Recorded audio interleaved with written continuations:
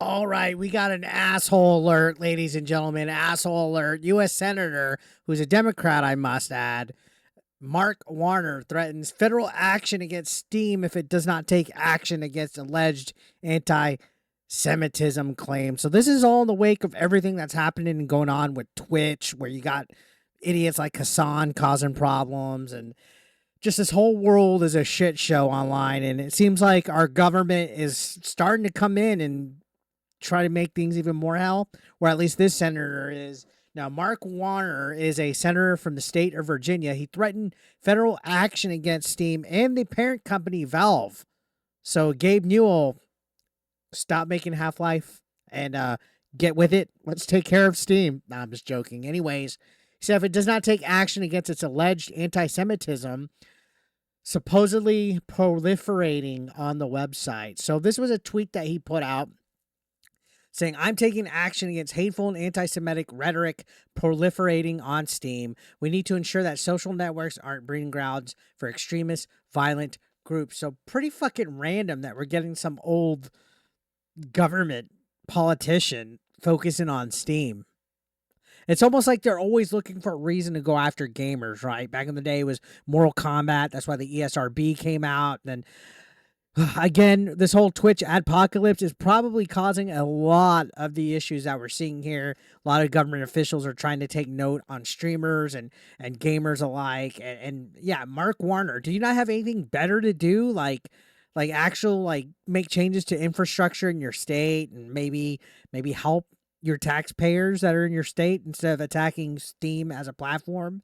Now, going on, let's take a look at this article, which we're reading from Fandom Pulse. It says an attached press release also revealed that U.S. Senator Mark R. Warner today urged leadership at Valve, a prominent video game company, to respond to reports that their gaming distribution and social network and platform Steam has hosted extremist and hateful content, including over 1.5 million users and tens of thousands of groups that share and amplify anti-Semitic, Nazi, sexuality, or gender-based hate and white supremacist content. It added, Senator Warner called for broad action from Valve to bring its content moderation standards in line with industry standards and crack down on the rampant proliferation of hate-based content. Okay, there's going to be bad apples in every little bunch, right? But you can't go and police a whole entire platform with millions of users on it. Yeah, we're going to have bad content, stuff like that. But stuff does get filtered. Stuff does get filtered and taken down and reported. There's been instances of games being taken down because they were labeled as hateful content and stuff. So what this individual is going through or what they're trying to accomplish, okay, again, all this whole rhetoric that we're hearing from government officials and stuff just seems like it's starting to double down. And again, there's much more better things that they could be taken care of at this time. But this says, of note, Warner's team cited a report from the Anti-Defamation League claiming that more than 1.8 million unique pieces of extremist and hateful content, including explicitly anti-Semitic, neo-Nazi, and Islamic terrorist material, were identified on Steam, the world's largest and most popular online gaming marketplace. And that according to the Anti-Defamation League,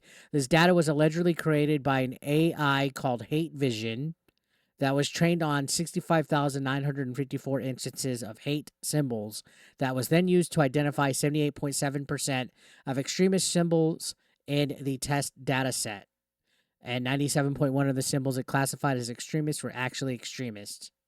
Okay, so they're using an AI software program called Hate Vision.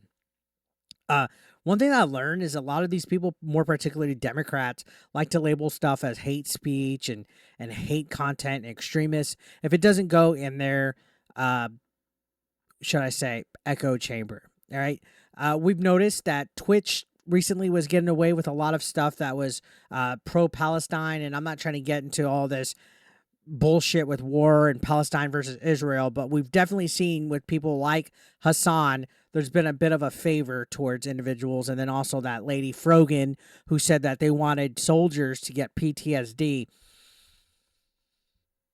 So I have no clue what this guy's agenda is here other than to try to control free speech. I'm not saying all free speech is good speech, but it's Steam, right? And now all of a sudden you want to try to take care of it in wake of all the stuff that's going on in this world with Twitch and all that. So this says the Anti-Defamation League has previously been caught creating suspect reports in order to convince companies and politicians to take action according to its desires. So this is where it comes at. The Anti-Defamation League sounds like an organization that acts towards specific agendas for itself, according to its desires, right? So in fact, Rachel Cowart, who founded the research department at Take This and served as research director, revealed in an interview with Ars Technica that she created the Take This organization after encountering a 2019 nationally representative survey from ADL and found that nearly 1 in 4 respondents were exposed to extremist white supremacist ideology in online games. Okay, so all this bullshit about hating white people and all this crap, they're all sick in the fucking head, all these wokies. I've played video games for quite some time, and I haven't seen any kind of white supremacist rhetoric in any fucking game. Sure, there might be a game here or there on Steam that promotes some kind of weird extremist views, but they're acting like it's all Steam. Now, it said, however, in a Game UX 22 presentation sponsored by Bungie, Cowart admitted that the polling was a crock of crap. In 2019, the Anti-Defamation League reported that nearly 1 in 4 was 23% of game players are exposed to white supremacist ideology in game. And honestly, somebody asked me how I got into this work because it seems like a very niche area, but it was this report. And then when I saw that, I thought that the number is so high, it can't be that high. It can't possibly be that high. And I called Daniel Kelly, who led this research, and he was like, no, that's the number. And I was like, okay, we have to do something about that. That's terrifying. In 2021, they did another report looking at the same thing. They found the number was closer to 1 in 10, but it's unclear whether this is actually a change in the landscape or just differences in sampling, as is with research sometimes, she admitted. So, no clue. No fucking clue. Now, going on, this says, nevertheless, in a letter sent to Valve Corporation's president and co-founder, Gabe Newell, Warner threatened Valve must bring its content moderation practices in line with industry standards or face more intense scrutiny from the federal government for its complicity in allowing hate groups to congregate and engage in activities that undoubtedly puts Americans at risk. And then he demanded Newell answer a series of questions about Valve and Steam's content moderation policies.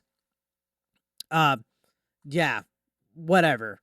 Now, Smash JT did make a pretty good video about this and a good article that you can read on his website.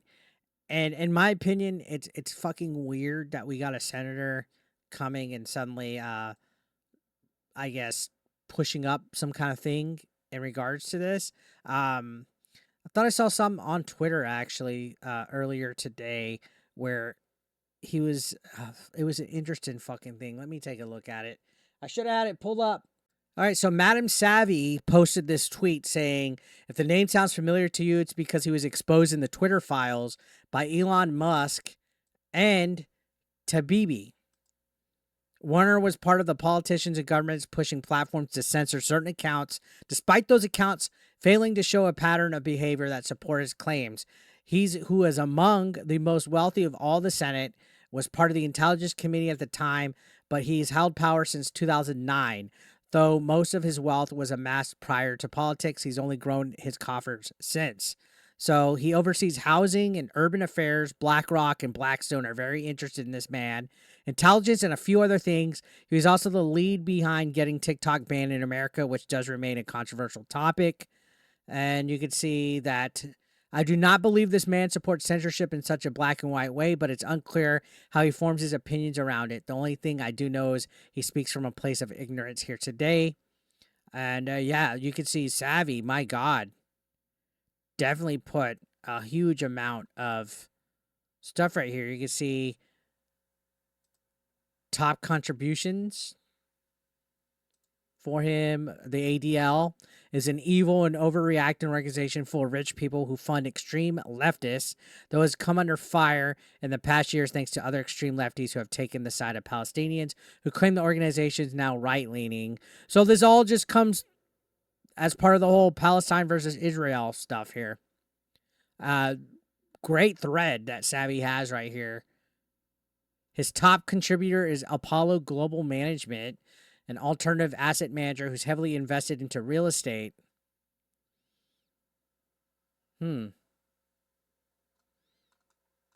Very interesting if you guys want to go and check this out. Seems like Warner has specific agendas that he's trying to reach out to. Now, people are calling it out. Smash his high mark. This is very stupid and illegal. Protected under the First Amendment. What are you pursuing is not only wrong, but extremely anti-American. Please stop. Grum says you're talking about 0.75% of Steam. It's a waste of money and time. I mean, definitely. U.S. Senator has nothing better to do than to try and take away people's rights. Calling fuck off with your fake hate rhetoric. So, yeah, a lot of people are saying fuck off. So, we'll see what happens with this. Definitely, this is a new challenger to the fight that's looking to stir up some shit. So, what do you guys think? Let me know your thoughts down below. Subscribe if you're brand new. I'll see you on the next one. Thank you so much.